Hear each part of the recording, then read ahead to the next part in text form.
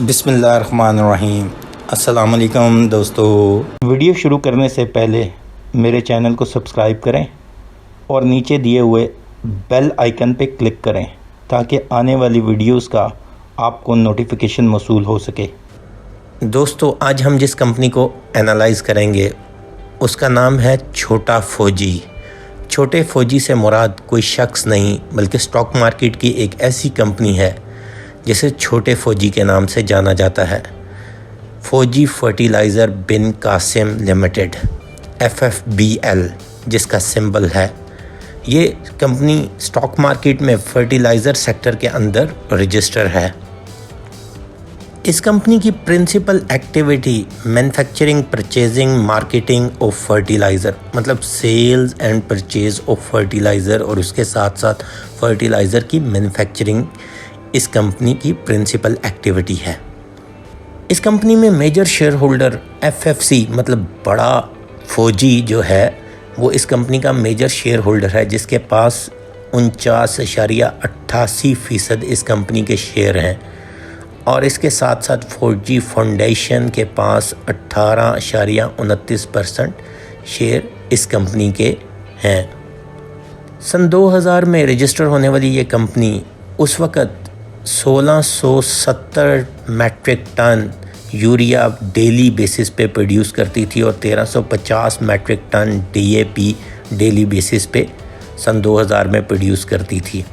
2021 की स्टैटिस्टिक्स के मुताबिक करंट कैपेसिटी इसकी 2021 metric ton per day urea और 2533 metric ton per day DAP production capacity इस कंपनी के पास है।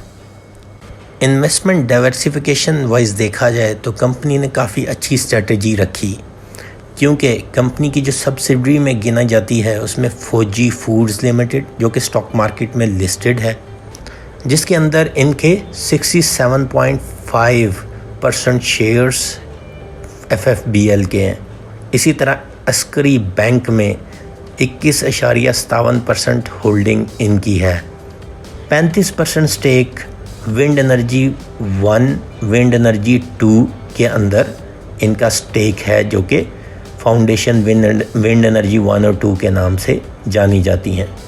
100% स्टेक फौजी मीट लिमिटेड के अंदर इनका है। फौजी पावर कंपनी लिमिटेड के अंदर भी 100% स्टेक इन्हीं का है। इसके साथ साथ PMP एक ऐसी कंपनी है जो DAP का रॉ मटेरियल प्रोड्यूस करती है, उसके अंदर FFBL की 25% शेयर होल्डिंग है। FFBL एक वाहिद कंपनी है जो पाकिस्तान में DAP प्रोड्यूस करती है।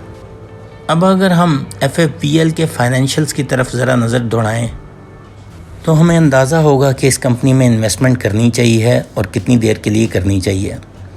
FFBL के शेयर की करंट प्राइस 24.64 है। इसका 52 वीक्स की हाईएस्ट स्टॉक प्राइस जो थी स्टॉक मार्केट के अंदर वो 29.35 और 52 वीक्स की लोएस्ट प्राइस 19.25 रही।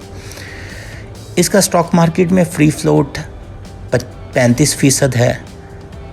इस कंपनी के टोटल शेयर 1 अरब 29 करोड़ के लगभग हैं और 45 करोड़ 19 लाख के शेयर स्टॉक मार्केट में अवेलेबल हैं। ये कंपनी एक शरिया कंप्लायंट स्क्रिप्ट नहीं है। इस कंपनी ने पिछले 1 साल के अंदर अपनी प्राइस में तकरीबन 5.90% ग्रोथ हासिल की और पिछले 1 मंथ के अंदर 10% अपनी प्राइस के अंदर ग्रोथ हासिल की। इस कंपनी की बुक वैल्यू 17.93 और एक्सपेक्टेड फेयर वैल्यू 23.80। इस कंपनी के शेयर की फेस वैल्यू 10 रुपये है। अगर हम इन अमाउंट टर्म्स देखें, आखिरी 20 सेशन में इसने 2 रुपये 14 पैसे गेन हासिल किया।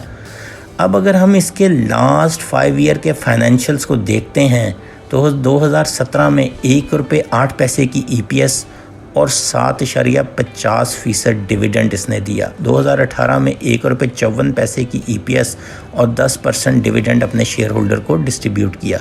2019 में 5 रुपये 72 पैसे का LPS शो किया और नील पे आउट दिया। 2020 के अंदर इन्होंने 2 रुपये 12 पैसे का EPS शो किया और 38.23% के हिसाब से राइट शेयर दिए 14 रुपये वैल्यू के हिसाब से, मतलब 10 रुपये शेयर की फेस वैल्यू और 4 रुपये प्रीमियम, जिसका मतलब है 14 रुपये के हिसाब से इन्होंने अपने राइट शेयर होल्डर को इशू किए, जो कि तकरीबन 38% थे। 2021 का पहला क्वार्टर 98 पैसे की EPS, दूसरा क्वार्टर 2.3 पैसे की EPS और तीसरा क्वार्टर 1 रुपये 77 पैसे की EPS। टोटल कम्युलेटिव 4 रुपये 78 पैसे की EPS है। इस EPS को भी हम देखते हैं कि इसकी क्या डिस्ट्रीब्यूशन आती है और क्यों इतनी अच्छी EPS आ रही है। In comparison to last 5 year अगर हम देखें तो 2 रुपये 12 पैसे EPS जो कि कोविड के ईयर में इन्होंने शो की थी, मतलब 2020 के अंदर, और इस साल 4 रुपये 78 पैसे की EPS सिर्फ 9 मंथ के रिज़ल्ट के ऊपर है। इस कंपनी की ईयर एंडिंग जो है वो दिसंबर में है। इसका मतलब है कि 2021 का जो सेशन चल रहा है उसमें 9 महीनों में ईयरली प्रोग्रेस देखी जाए तो तकरीबन 11% यूरिया मार्केट की डिमांड में इंक्रीज़ आया और इस कंपनी ने तकरीबन 8% उसमें से अपनी मार्केट को इंक्रीज़ किया। अपनी मार्केट से मुराद अपनी सेल्स में तकरीबन 8% इंक्रीज़ किया। इसके बरक्स अगर हम DAP मार्केट एस्टिमेट्स देखें तो तकरीबन 13% डिक्रीज़ आया और अगर DAP मार्केट का शेयर अभी भी देखें, इस कंपनी के पास अराउंड 43% मार्केट का शेयर इन्हीं के पास है। मेजर बेनिफिट जो कंपनी ने उठाया वो इंटरनेशनल DAP प्राइस जो कि 680 USD पर टन इस साल में है और लास्ट ईयर के कंपैरेटिव एनालिसिस में 360 USD थी। इसका मतलब है कि DAP प्राइस इंक्रीज़ होने की वजह से इन्हें काफ़ी अच्छा बेनिफिट हुआ। ऑपरेशंस के कंपैरिजन में देखा जाए तो तकरीबन 53% इनको इंक्रीज़ मिला। प्रॉफिट मार्जिन में देखा जाए तो तकरीबन 22% इंक्रीज़ हुआ इनका प्रॉफिट मार्जिन लास्ट ईयर के कंपैरिजन में। लास्ट ईयर जो उससे पिछले साल के कंपैरिजन में 16% का इंक्रीज़ था। इनके 2 विंड एनर्जी प्लांट थे जिसको इस साल इन्होंने फौजी फर्टिलाइज़र मतलब बड़े फौजी के हाथ बेच दिया, जिसकी टोटल वर्थ 2.8 बिलियन की इन्हें प्रॉफिट गेन मिलना था या एसेट सेलिंग के ऊपर गेन आना था। कंपनी ने फौजी मीट लिमिटेड के हिसाब से तकरीबन 2 बिलियन का जो है वो लॉस इनकर किया। उसका कोई इम्पेयरमेंट लॉस बाकी था, उसको बुक किया गया। वो स्पेसिफिकली गैस की और इसका इम्पेयरमेंट लॉस जो मशीनरी से रिलेटेड था उससे रिलेटेड 2 बिलियन का इन्होंने लॉस इनकर किया। इसके साथ साथ कंपनी ने तकरीबन 22.14 मिलियन मैन और सेव किए। मैन और सेव करने से मुराद ये है तकरीबन 29K टन मतलब 29,000 टन एक्सेस प्रोडक्शन जो इन्होंने सेम मैन वर्किंग आवर में प्रोड्यूस की in comparison to last year, जिसकी वजह से ये कहते हैं 22.14 मिलियन मैन आवर्स इन्होंने सेव किए, जिसका मतलब है कि ऑपरेशंस के अंदर कंपनी ने काफ़ी अलाइनमेंट की और अच्छी मैन पावर के साथ अच्छी प्रोडक्शन प्रोड्यूस करने में फोकस इनका काफ़ी अच्छा रहा, जिसमें इन्हें काफ़ी अच्छी सक्सेस मिली। सब्सिडरीज़ को देखा जाए तो फौजी फूड्स ने तकरीबन 813 मिलियन का प्रॉफिट शो किया जो कि 26% ग्रोथ इन रेवेन्यू था। इसी तरह FFPL पावर कंपनी का प्रॉफिट तकरीबन 3 बिलियन शो हुआ जो कि लास्ट ईयर के मुताबिक इन लाइन था।